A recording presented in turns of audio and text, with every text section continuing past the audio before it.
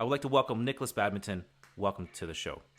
Yeah, thanks very much for having me on the podcast. And yeah, in my 25 plus year career, I've managed to work with a lot of different people.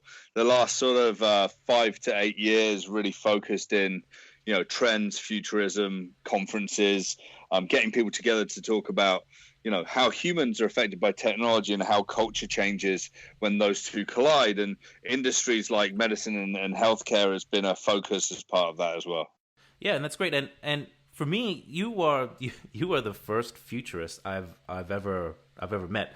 Tell me, how did you break into this industry? Well, it's kind of interesting. From a very early age, my father was actually buying me books on futurism and the future, and I was reading a lot about technology. At the age of 10, I jumped onto a computer and started programming, and then I eventually went to university and studied artificial intelligence and linguistics, and that was like '96. So it's kind of interesting. I've sort of been in sort of forward-looking technologies for a very long time, and from the beginning of my career, around about sort of '96, '97, I was building out very, very large data infrastructures, analytical databases, using analytics for, predicting behaviors. And this was for consumer marketing. And then I worked in a number of different areas around, consumer platforms. And then the futurism side of things sort of came back up about 8 years ago when I started organizing my own conferences.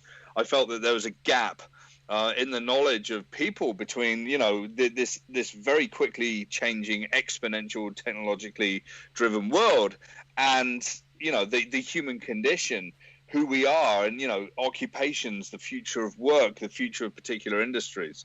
And then out at the bottom of that dropped like artificial intelligence, big data, AI, climate change, resiliency, transportation, automation, a whole bunch of different areas that we're probably going to touch on today.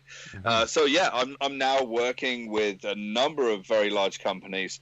I've done about 300 keynotes in the last 5 years, and I speak to crowds as big as 2,000, and executive groups, like 10 to 45, boards of directors to AGMs and everything in between. Cool. My hands are getting sweaty just thinking about it. So that's amazing. Well, you're talking I'm pretty relaxed at this point in time, speaking to anyone, so we're good. You should be. I mean, you're talking to two really big executives here, but just feel free, be relaxed. It's all good. I feel very, very relaxed. So.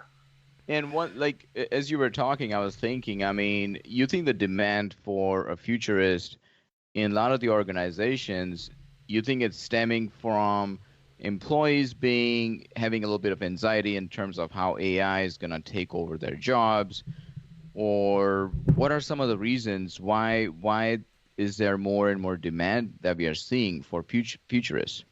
Yeah, so it's pretty simple. I mean, every business has had strategic planning, and strategic planning has typically followed, sort of quarterly, yearly, 18 months, maybe 24 months at most. Some longer range sort of strategic planning would be like 3 years out. It typically never goes further than that. And I spent like over 20 years doing strategic planning from a technology and business transformation perspective.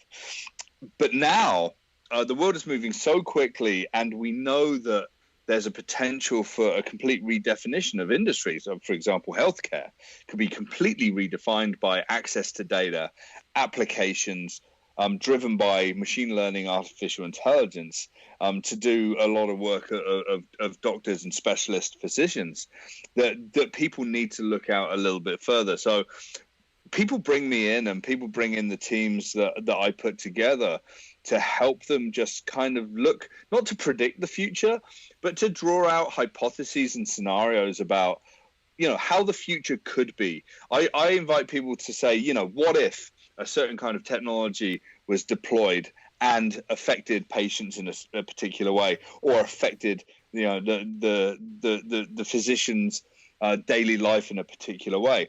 And then, if you say, okay, in 2030, the world's going to be like this, you can backcast and start working out the path from today where we see the signals of change, like the technologies that are making changes happen every day, and new technologies coming to market, to this futuristic world where those technologies don't exist yet, but we've got a vision about, hey, maybe there's a completely autonomous hospital with no doctors, no nurses, and humans walk in, they get looked after in particular ways, all the way back to today where that is not the world, right? And that's a pretty fantastical future. But when we start to push those boundaries, we start to get sensible about it. And one of the biggest tools that I deploy in my profession is doubt. We doubt that that's going to happen. We doubt that technology is going to replace physicians. We doubt that technology is going to be performing surgery completely autonomously.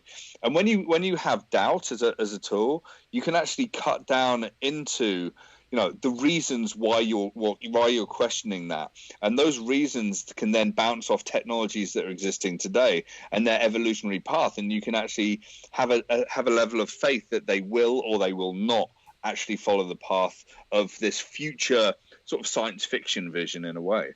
And that's incredibly powerful. If you think about it, if you can even get a slight handle on what a potential future could be, you can start doing better like risk planning. You can start looking at technologies that are likely going to be obsolete, and you can start like putting processes in place to look at innovation and look at really working out what a patient experience looks like. Because to tell the truth, we've been stuck in we've been stuck in stasis. We've been stuck in like, this is the process, this is how we've always worked, and nothing's going to change. And if you're stuck in that stasis, then you're ultimately going to become obsolete. So, it's like Jeff Bezos talks about day one and day two. Day one is constant innovation, constant investment, and drive. There's no stasis. It's always moving. It's always developing. And day two is that stasis. And, he very famously says the companies that drop into that day two situation and just live with their what is scenario, they're going to literally have a long, slow, painful decline into obsolescence. So you can look at hospitals, you can look at doctor practices, you can look at physicians and what they're learning. And you have to realize that it's going to evolve, and it's likely going to evolve using technologies like artificial intelligence. And whether they like it or not, right? I mean, whether the physicians are ready or not, but it's coming. And in healthcare, I mean, I'm in healthcare tech and I deal with that every day. Yeah. And one of the things that we are seeing is that with AI and machine learning, it is starting to help them to make informed decisions, right? That's what it's about. I mean, physicians are looking at your medical record, which a lot of times today it's not organized in a way to easily see all the things that are going on with you. That's why when you are sitting in front of them, they have your full chart, but they'll say, "Hey, Nick, how are things? Can you tell me what's going on?" And it's like, okay, and my tests are right in front of you. Did you read those? But they read them, but it's not an easy job. I'm not gonna go through and look at all the data. If it was presented to them in a much better visualization where they can actually see where are the critical points, right?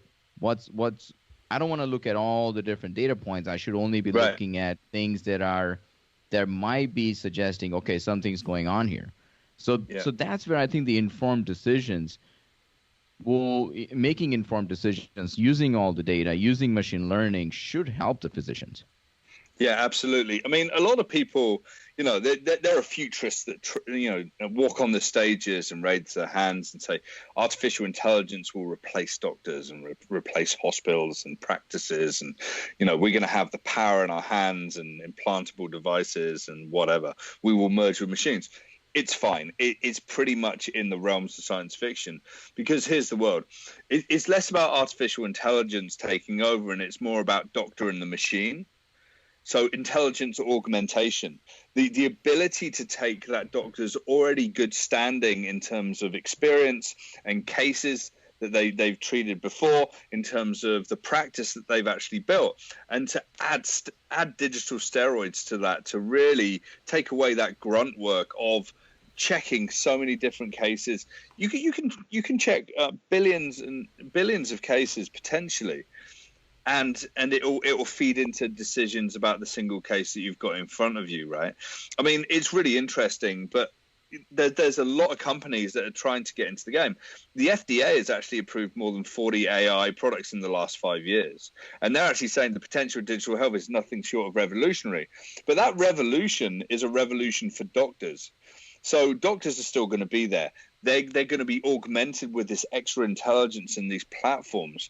It means that they're going to be able to see more patients, perform more diagnoses, undertake more treatments.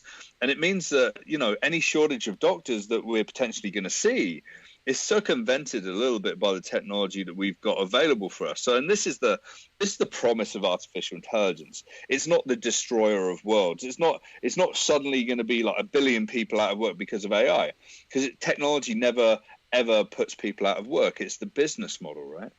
Once we work out the business model of doctor and the machine, and that combination working with patients together, and sometimes autonomously in some interactions with the patient, but still always going back to the doctor, then that's the real revolution that I talk about. Right. Go ahead. Yeah, I really like that word you used. You said digital steroid, right? That's that's a fantastic way to kind of really put that, where AI will help us, do, as you mentioned, all that grunt work, and that right. term digital steroid is amazing. And for you, the one thing I've seen with you compared to other people who are other futurists is you really do take a much more positive approach to this prediction, right? Like, whereas everybody else is, as you mentioned, like this very doom and gloom. What do you? I guess what was the difference between you and others? Why is the thinking so opposite? You know what? I think it's the depth of research and the level of practice that I undertake personally.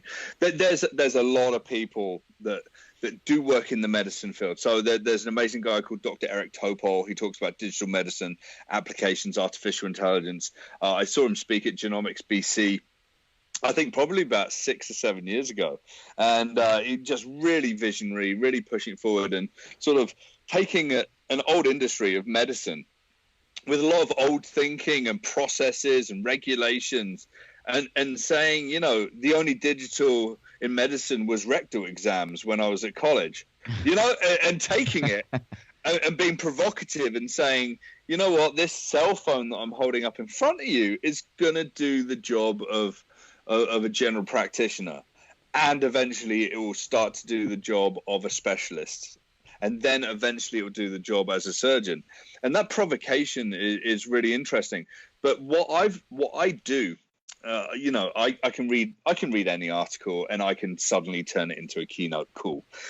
But what I do is I actually get into the academic side of things. I actually interview doctors and surgeons, and I speak to these audiences. I mean, in about a month's time, I'm going to be in British Columbia speaking to the BC doctors of optometry, about 500 doctors there, and talking about the future of vision and healthcare, healthcare and eyes and biology and computing power and digital and data, and what that all means. And really, prepare for that, I went and got a full eye exam, which I needed anyway.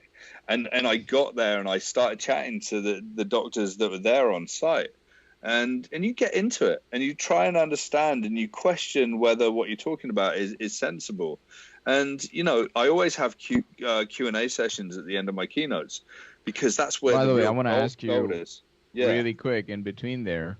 Yeah. When you're getting your eye exam, are they still using same old techniques that they were, like, oh, can you see the letters now? And it's the same old, from 30 years ago.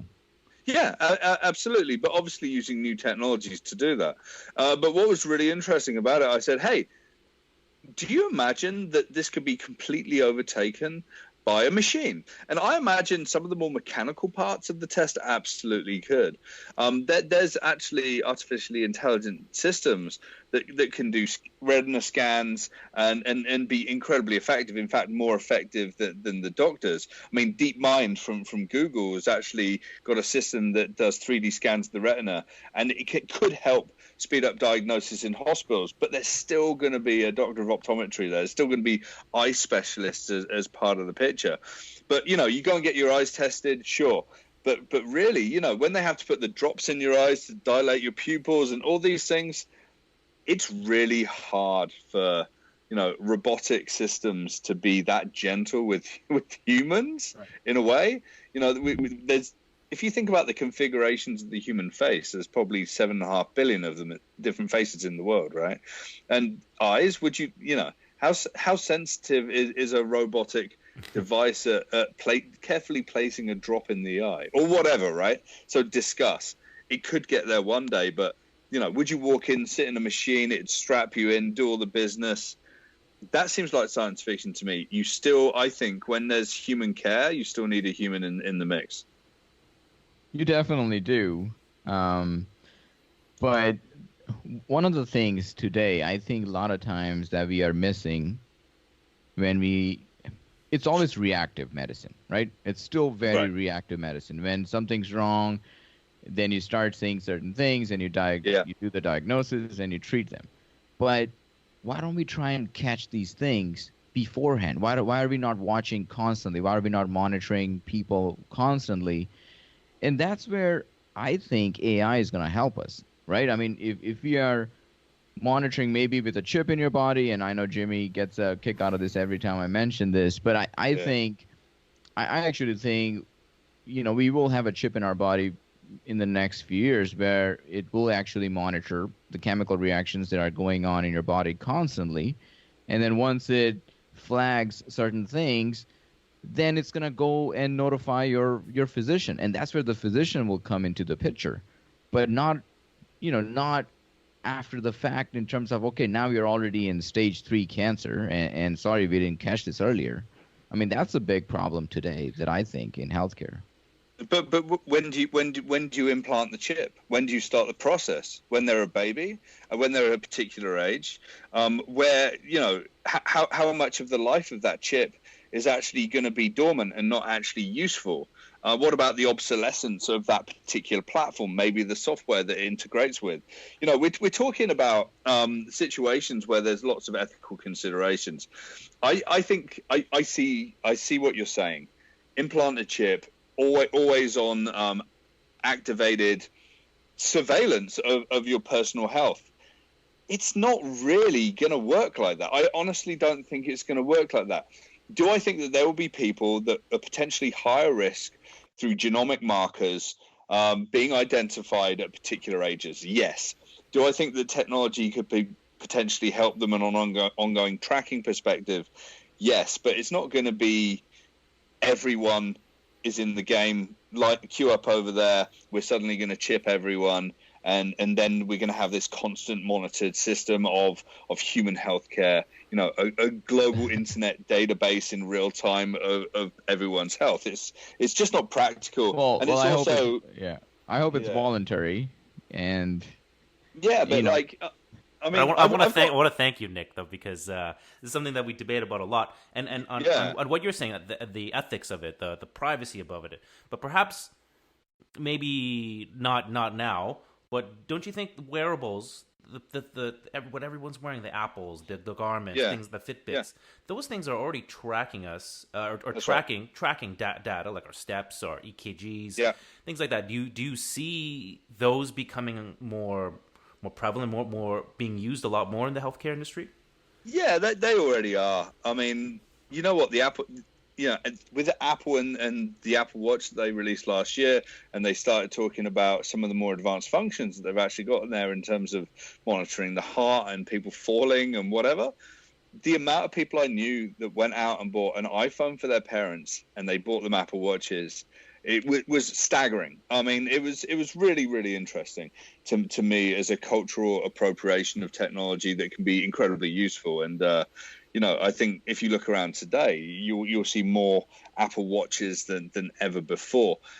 It's really interesting when we look at the prevalence of wearables there, because we're in this combined world of biological data, computing power, and how data and artificial intelligence comes together, and what's happening is data is uploaded to the cloud, and those individuals are more at risk of being compromised potentially on an ongoing basis, not only from a privacy perspective, but security and being hacked. And even Yuval Noah Harari at the World Economic Forum last week was talking about these three combinations of biology, computing, and data, and the artificial intelligence that can go across all of them, really compromising what it means to be a human in the modern world.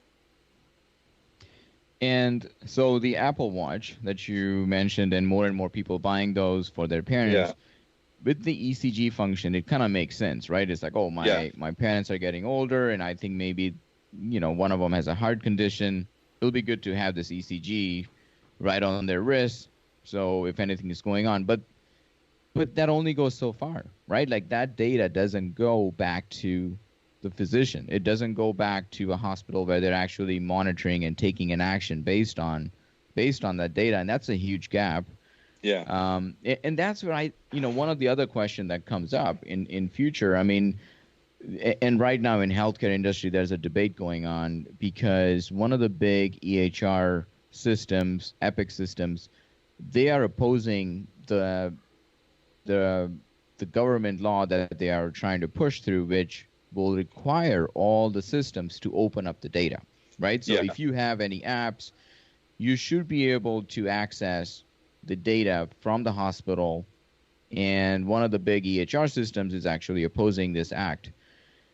But I think opening up the data makes sense, right? I mean, if we are going to have meaningful apps, meaningful research based on all this data, and I totally understand the whole privacy question and all that, but I think with the power of Google and Microsoft and Amazon, I mean, I don't know. I mean, I'm interested in your thoughts in terms of, okay, how are they going to use the data in a way that's not going to hopefully infringe on our privacy and help us make better decisions? Well, when we step forward and we sign the terms and conditions on any of these devices or platforms or whatever, we've already lost our sense of self and our identity. So, I mean, it's already there. Now, there's actually some really progressive models, like open data, anonymized data, aggregated data that can be useful. Okay, that's cool. I think it's really sensible, but we're still not in control of that data. In fact, we're part of the product. They're actually selling our information. There's actually some new models about data ownership that are being developed right now, and within the office of the Chief Information Technology Officer within Microsoft, and it's called Digital Dignity. And they've been working with a guy called Jaron Lanier and his team to really work out what it would mean for all of us to own our own data, to have the choice about how it gets used, and if it gets monetized, to actually earn money from those transactions, right? It's like suddenly data in the future will be like the future version of today's drug trial, right? We go in, we do the drugs, they take the information, they give us money, they say thank you very much, it's anonymized, we're good to go. And in the future, we're already bleeding data, but why don't we own it? Management, individual data platforms, and we can actually control our ecosystem of data and choose when it is used, isn't used. We can revoke privilege whenever we want, and that seems like an incredibly sensible world to me. That would be amazing, right? Exactly, and this is going to be tough to make work whole scale. Can you imagine Facebook doing this? Or other platforms that make money from advertising, whatever. But the companies that actually step into data dignity will actually be winners in the long term, and we're talking, 2030 to 2050 and beyond, right? Apple. Sorry, I was gonna say Apple. I think compared to Facebook and maybe Google, from a public perception, it seems like Apple actually pays a lot more attention to privacy. Well, that's the perception, right? I mean, that's absolutely the perception. I mean, they keep it. They do keep things private, but they've got that data internally, and what they're using it for internally in terms of developing their own products. They're just keeping it a closed ecosystem, so they've got the competitive advantage. I think I pulled the market cap information of Apple the other day, $1.39 trillion. Whew. That's unbelievable. Yeah. I mean, everyone that's been criticizing Tim Cook for years, they need to go and take a cold shower, right? Absolutely. And it's true. I mean, the EHR, the people that want to capture EHR and maintain control are the people that want to monetize it, because when the internet came out, it was free access to communications and information. And do you know what? People redefined what freedom of access meant. Freedom of access meant that we gave away our lives and we became the product. And this is create the world that we become. Marshall McLuhan said, we create the tools and then the tools become us, right? So it's like people and their predilection with selfies didn't exist until smartphones and social media, right? It's the same thing with data. People just give it away because it's easy. TikTok is one of the most terrifying platforms I think I know. 1.5 billion downloads and kids practicing for hours to try and get some recognition online. It actually leads to a pretty large scale deterioration of mental health, right? Absolutely. I see that because I'm in the fitness and health industry myself. Yeah. And I see that all the time. Everybody, not just the kids, but even adults as well. They're thinking, why don't I have that body? Why don't I have that life? Not knowing that there are filters. There are a lot of those bodies are just not natural. Men or women, and yet you see them get depressed over this. Yeah, but the youngsters will be they will be okay with if.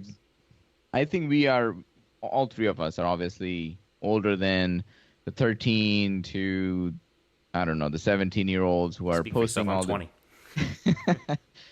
So they all will be okay with sharing their health data or at least anonymized data, right? I mean, we are a lot more careful, and we know you don't want to share the data for many reasons. But so with this new outbreak, the whole coronavirus that's going on in China, and now it's spreading throughout the world. I mean, if we had better access to that data, and again, we're talking about China, so there's only limited information coming out of there. However, if it was possible for easier access to a lot of this data, and if we had Google or Microsoft or any of maybe using Google DeepMind, for example, if it was actually analyzing a lot of this data, the health data coming out of a certain region, and it could have probably pointed out, okay, there is an outbreak here, or there is going to be a start of an outbreak here. Mm-hmm. I mean, that would be amazing, instead of a lot of these people already traveled all around the world taking that virus with them.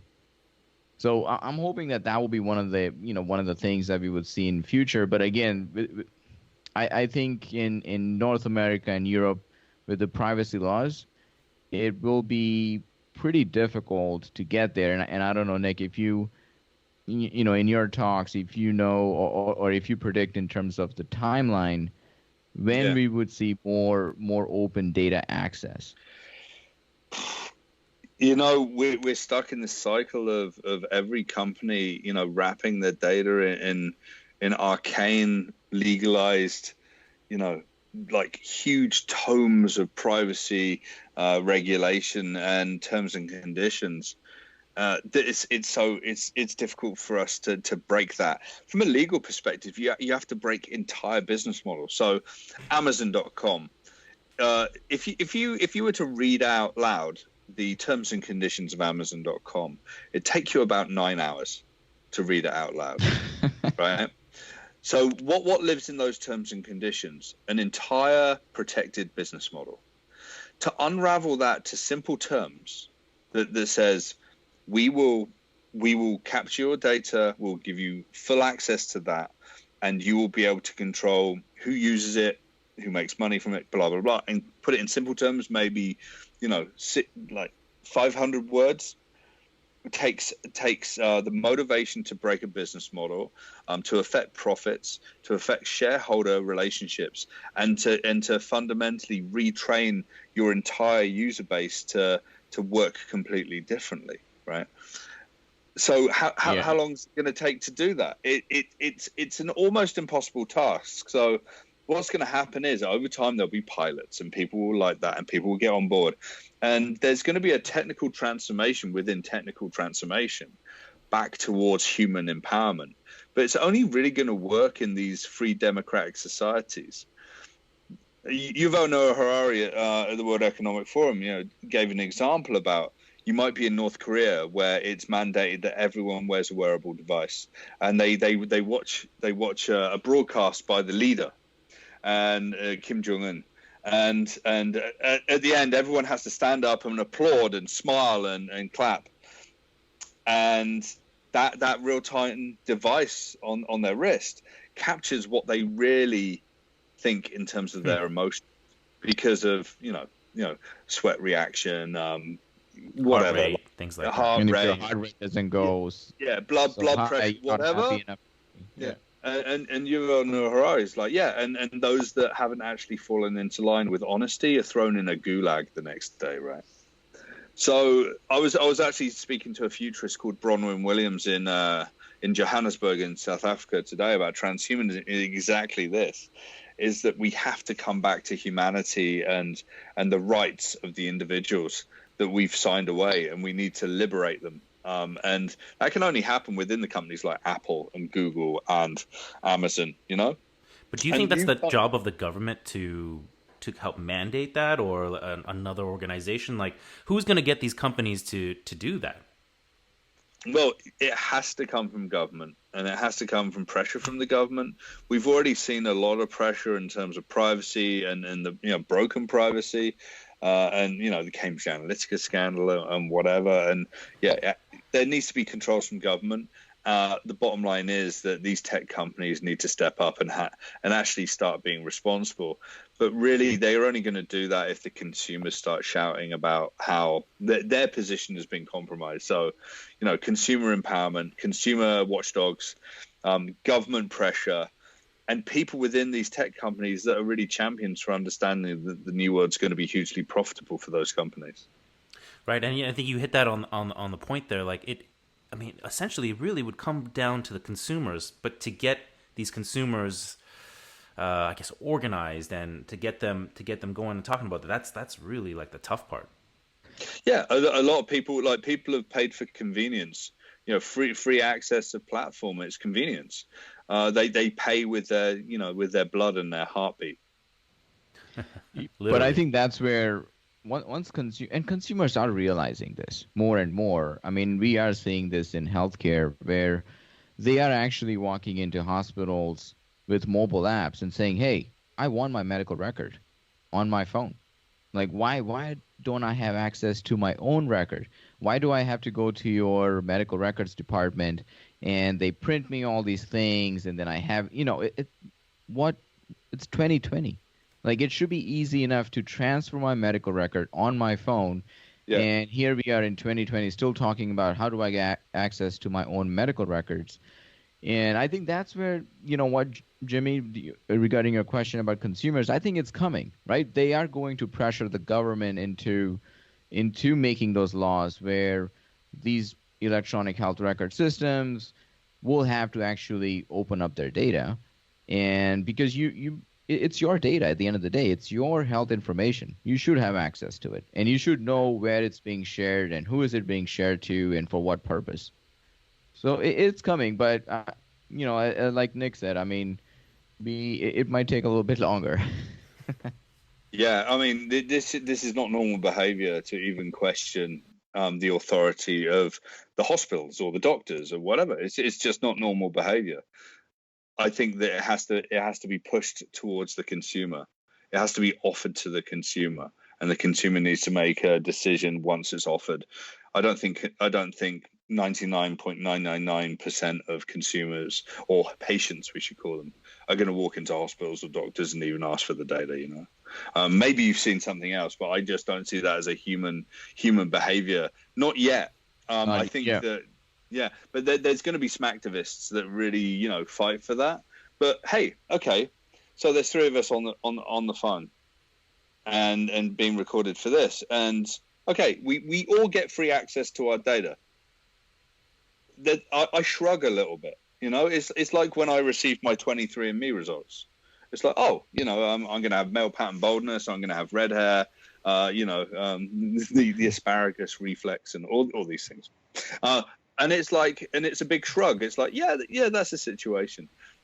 But you don't think a lot of the young people who are used to now doing everything on their phone, pretty much, from the time they wake up to the time they go to sleep, they have an app for everything. Yeah. So you don't think they are going to demand an app for their medical record? I think they will. I mean, it's going to be very confusing for them that the simple fact that I just got my lab test done and I don't have the results on my phone. I have results for everything. No. But the thing is, like, you can absolutely already get lab results on your phone. That's not true. I mean, you can go and get blood tests done. You can access the websites for results through a website, actually on your phone or tablet. It's already there today. Yeah, right? But it's not that easy still. I mean, certain labs may offer you the test results, and then from your hospital they will give you access to your patient health record. But it's very, all these disparate systems that are. You go to your clinic, that clinic data is different. You go to your hospital, so what I'm trying to say is it should be easy enough to plug into wherever you go, wherever you get your service, to get that data back on demand. Whenever Yeah, I completely agree. It should be easy, but like, you have to solve the problem of disparate legacy systems and it just being fragmented data. Do you deliver 75% of the picture of your health to someone because that's all we've got access to? Well, that's incredibly dangerous to some people, right? So here kicks in the ethical thing, right? Should doctors give only part of the picture? And then suddenly someone's seen part of the story and has suddenly got a dozen questions. Whereas if suddenly they sit down with a doctor and they talk through the situation, they're given a sense of understanding for that. But maybe this is where AI kicks in as well. Maybe what if artificially intelligent systems accesses the data and knowledge bases in cases and builds a relationship with that individual over time? That's actually a really interesting idea. We can speculate that could be a future. What would it take to get there with a level of accuracy and whatever? Then, that's another story. That's amazing. I feel like we can go on this for for a while. We probably could, but I know, Nick, you're very busy on time. I want to just say I really appreciate you coming on to the show today. If you had any lasting words for, I guess, the future of health technology. Yeah. So something that I always say is this. Change is the only constant in life, right? Change happens. We either change or change happens to us. If we stand still, the world's going to change around us and we're going to lose advantage. We also need to be part of that change. So this conversation about open data dignity, access to EHR, that 100% 360-degree view of our health does need to be an active participatory role from us as patients. But we've got to really make government step up and start talking about creating policy and regulation that actually serves consumers in that way. But here's the rub. Healthcare doesn't win elections. Healthcare is a basic human right. How many people really fight for healthcare in general political statements? I mean, Obama did down in the States, and that's been unraveled right now by Trump. But people don't generally talk about healthcare in somewhere like Canada because it's just there, right? So what we have to do is we need to raise the conversation in healthcare. We need to say that, change is happening. It's going to happen to us. We're the patients. And you as the government, from Trudeau down and all the opposition parties, need to be part of that discussion, wake up and to really service people in this country, Really appreciate you coming on and talking about some of these really difficult topics. I think especially in healthcare, which I think it's lags behind other industries. Yeah, and I just also want to mention, if you want to get a hold of Nicholas as a speaker of yours, you can always reach him at nicholasbadminton.com. That's Nicholas with a K. Perfect. Thanks very much, guys. Okay. Thank you very much. Yes. Yeah. Good night. All right, Vic. Appreciate it, man. I'll chat soon. Awesome. I'm excited about this one. Hey, you were on national TV? Apparently so.